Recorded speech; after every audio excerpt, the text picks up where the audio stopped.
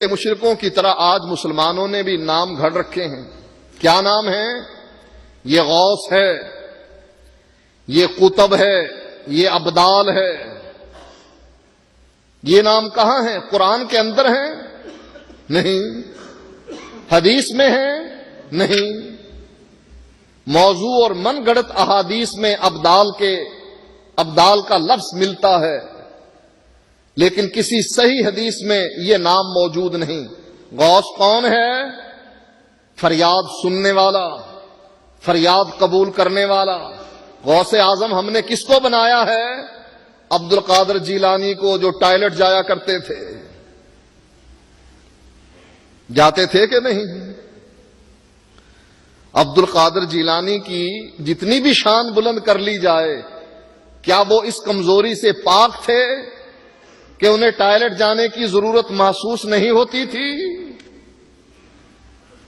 غوث اعظم bath room میں ہیں اور ایک مخلوق میں سے فریاد کرنے والا فریاد کر رہا ہے، اب وہ کہاں سنیں گے؟ باتھ روم میں بیٹھ کر۔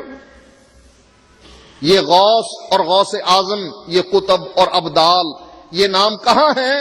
ما انزل اللہ بہا من سلطان، اللہ نے کوئی دلیل نہیں اتاری ان ناموں کی۔ یہ کس نے گھڑ رکھے ہیں؟ سمیتموہا انتم و آباؤکم، یہ سب نام صوفیوں نے گھڑ کر ہمیں دیے ہیں۔ ان الحکم الا للہ، یہاں اللہ نے قانون بتلا دیا کہ جو تم کام کرتے ہو اس کی دلیل ہونی چاہیے۔